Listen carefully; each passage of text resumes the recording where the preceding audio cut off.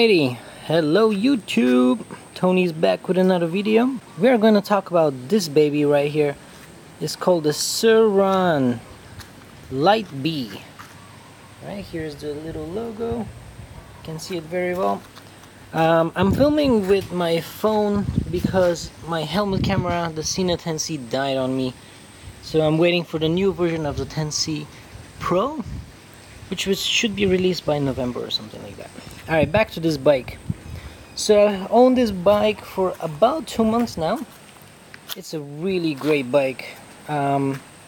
It's kind of a cross between an e-bike and a motorcycle, basically. It's kind of like a little supermoto motocross bike. So some details I want to talk to you about this bike is some performance specs. So the motor is right here. This is the motor, and it's a 3 kilowatt continuous and 6 kilowatt peak performance power on this system. The system is a 60 volt system right here. Now there's some interesting things to look around here, but the first thing that we'll look at is the quality of this bike. Is just amazing. It's like super sturdy, very well built. It's got good components and really durable build. And even here, as you can see, the suspension, the way it works, it's like a proper motocross design. These engineers have really done a great job. Right, so the next thing I want to talk about is the range. So what is the range on this bike? Well, here's the battery. And the battery is a 60 volt 32 amp hour battery with top speed. The top speed I can get about is 88 kilometers per hour. If I crouch down on the handlebar, I can get about 90 going downhill. So with that said, when I'm going top speed all the time, I can get about 50 kilometers on a full charge from this battery. LED headlight here. Really bright. I see everything. It's got a rear LED light here on the back, so show you if you can see it now. Yep, yes, you can see it. The disc brakes, they're enough for me. I mean, I push this bike to its limit the way it's designed, and you know, the stopping power is great. It locks up the back wheel. It's pretty good. It's like enough. You don't need more brake power than that. Here's how the drivetrain works. So there's a gear here, and then it passes through around here on a belt drive. So it's a reduction gear, and then on the other side it goes over here, the chain, and the final sprocket reduction gear. So yeah, it's very well designed, and it seems to be very durable. I haven't had any issues with jumping of anything, the belt or anything like that. It's proper design, proper engineering. This is the original handlebar. I cut out about this much, so it's a bit shorter, so it's easier to maneuver in traffic. I used to put another handlebar, but they don't fit on this bicycle bracket, so it's okay. I put this back and it feels great. No worries there. The seat is nice and comfortable. I mean, I did 50 kilometers non-stop and never hurt my butt. Maybe it depends on your weight or your height. There's a little bulge. I don't know if you can see it. Can you see it here? The little bulge? That came straight out of the factory. I mean, if you sit on it, you don't feel it at all. So it doesn't really matter. Just one thing that was not 100% when it arrived brand new. This is the suspension. It's a proper fork, bicycle fork, mainly for off-road riding, downhill circuits. Next thing I want to talk about is the controller. This is an upgraded unit from the manufacturer themselves, and it's supposedly a sine wave controller, which gives it less noisy ride, more power and higher response rate, as well as a bit more efficiency increase. So overall, it's just a better controller. Luna Cycles did a difference between the stock controller from before and this controller, and this much difference in terms of performance. I want to go through the battery thing here. So ignition is here. There's a USB switch. You can charge your phone and stuff like that. So let me show you what happens when you unlock the battery. So this is the battery in one unit, and you can, when you take it off the bike, which you can, you switch off the main circuit. You take this off. This is like a connection. They communicate with each other, the bike and the battery. And this is the main power switch. Take that off. Boop. All waterproof, very well designed.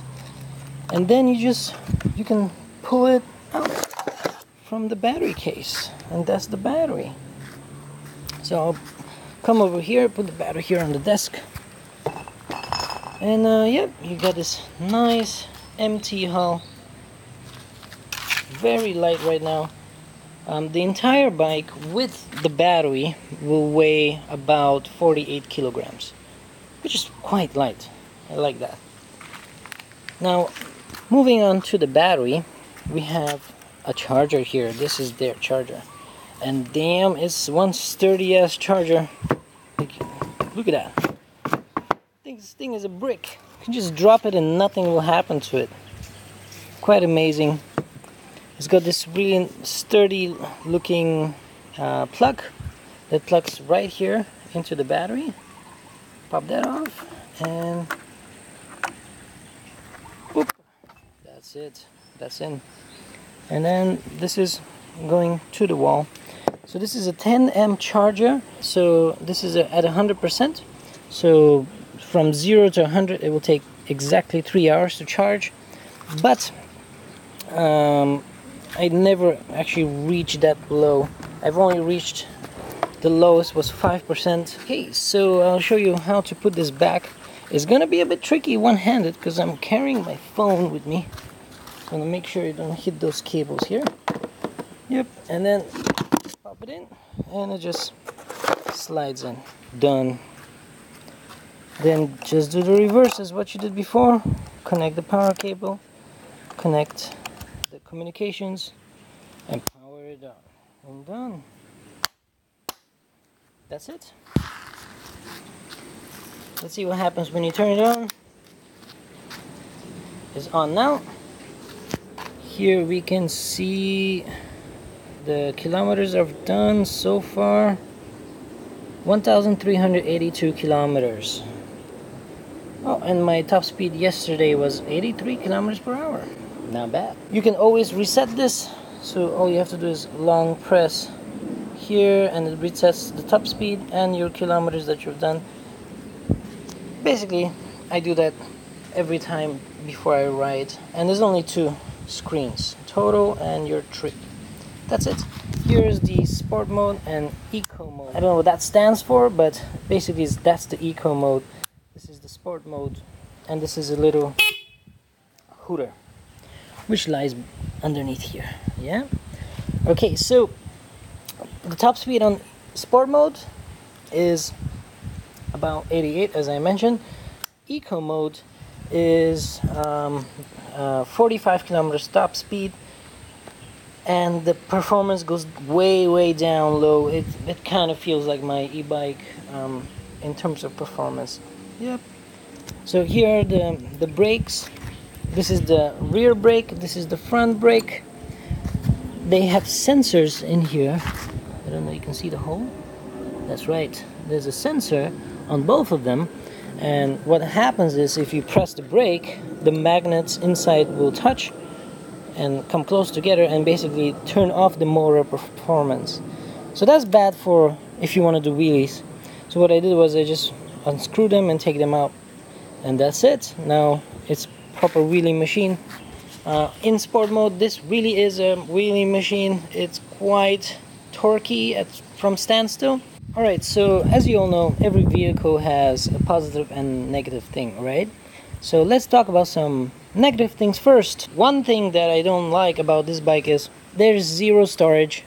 There's no storage anywhere, so might as well go to an, I don't know, aftermarket bicycle shop to find maybe something here, or little pouches or bags.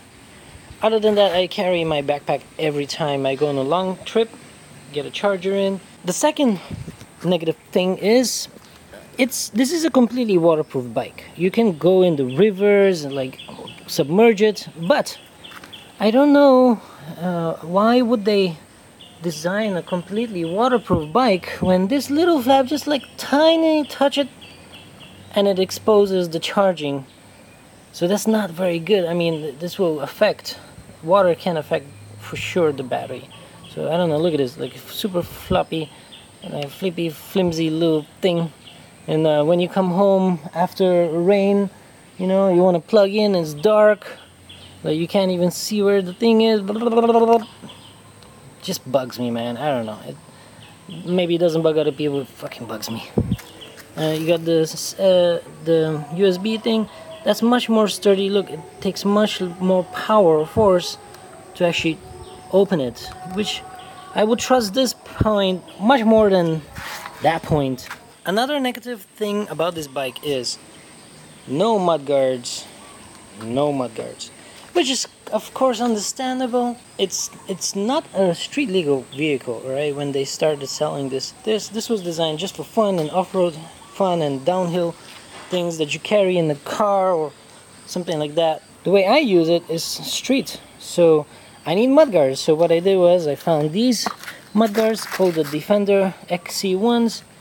A buddy from Facebook gave me a tip on this one, and it's called the Toe Peak. Very easily adjustable and very easy to install on this bike. All you gotta do is make sure you check the rims over here and the tires. They're, you know, height adjustable, everything like that. Not so useful in my opinion, but they do, I mean, it's better than no mudguards at all. It's really hard to find something for the back here. What I prefer to do is something like here, so it doesn't splash on my back. The next negative thing is the tires. The stock tires are off-road tires, so they're designed for off-roading and mud and all of this. And I want to use this bike for city riding, my daily commutes. So I changed to street tires. And some people will say, this is not a negative thing, Tony. But in my opinion, it is, because once I put these street tires on, there was a much bigger difference in terms of leaning, grip, all of this, and rain. It's just a very different bike. It feels heavier because the tires are probably heavier, but it's a very different bike. Now you can see the tread is different. This tire is from motorbike tire, so it's supposed to be on the front only. And I tried to get it on the front here, but it touches the swing arm. So these are 19-inch. I guess I'll keep it as is until my next upgrade. My next upgrade, I think I'll do 18-inch or maybe 17-inch. Very easily adjustable. That's something else I'll talk about later. And the last thing I want to talk about, that trip I did, the whole 50 kilometers, it was very sunny day, like super hot outside, 36 degrees Celsius, midday. I'm going top speed all the time. On the way back here I reached, because I calculated through Google Maps how far I could go, easy peasy, and I charged it and it wouldn't charge. I was like, oh shit, what happened? I touched the battery and the battery was super hot. Not super hot, but it was definitely more than warm. Sorry for the noise of the truck. So it's definitely more than warm, and after about 10 minutes of waiting, that's when the thing started to charge. So I guess it has a temperature sensor inside which says like, oh, you overheated the battery pack, you gotta wait, bro. Yeah, so something to think about for anyone who wants to buy this type of vehicle. Hot climate, not good. Okay, you overheat it for sure if you're going fast. Of course, eco mode, you know, is chill. It won't overheat at all. I did some 10 odd kilometers on eco mode at one time, and everything was touched. You can touch it. The motor was not warm at all. On to the positive things. Torque. This is a torquey little baby. I love the torque. You know, at the red lights, when it turns green, it just wheelies. It's insane. Easy for overtaking as well. The torque keeps building until maybe 60 kilometers per hour. Then it tapers off at around 70 and 80, and you reach your top speed. But up to 60, man, is very nice torque. I keep it on sport mode all the time because that's the fun factor. And the fun factor, of course, is the wheelies. Man, it's so easy to wheelie, even with these new tires. The front tire is actually quite heavy, and still this thing just pops and pops a wheelie. It's really fun to do. Another thing is it's so light. It's only 48 kilograms, and it's so easy to maneuver. You know, in traffic, it's just an amazing, fun machine. My e-bike used to be my tool for going from A to B, right? But this is basically the fun tool from going A to B. And this bike is also easily upgradable. For example, the tires, putting mudguards. In terms of other upgrade is also the battery and the controller and even the motor, because the company Sur-Ron, they are making kits right now for anyone who wants to buy kits, or OEM companies. And basically they have the 8 kilowatt motors, 20 kilowatt motors, different voltage, different controllers. This thing is crazy upgradable. Check out Luna Cycles. They upgraded this bike into a crazy ass 30 kilowatt power horse wheelie ass machine. Yeah, so it's very easy to upgrade, easy to change suspension, easy. And the whole point of the easy part that I want to talk about is the affordability, because it's so affordable. It's not difficult to change things on this bike. If something breaks, like the battery, it's an easy order and it's not expensive. The total bike I paid for, with the stock controller being changed to the sine wave controller upgrade, was $2,600. It's nothing. It's quite cheap. I modified the foot pegs, so this one used to be in the middle here, and there's 3 holes. So I moved this one forward for the main rider, and I put on these ones for the second passenger. And it just works, guys. You don't need to do crazy mechanical designs. Nope, just these little foot pegs. Move them sideways, they don't intrude on your drive. One thing I want to mention as well is this kickstand. It's got a sensor, so right now the bike is on, and you see, you can't move anywhere because it's got the same sensor as the Zero. Sorry, I can't show you guys a performance video, but maybe once my girlfriend comes or something, or a friend can video me, and maybe you can sit together, I can explain to you the power and everything like that. Yep, alrighty guys. Hope you enjoyed this video. See you next one.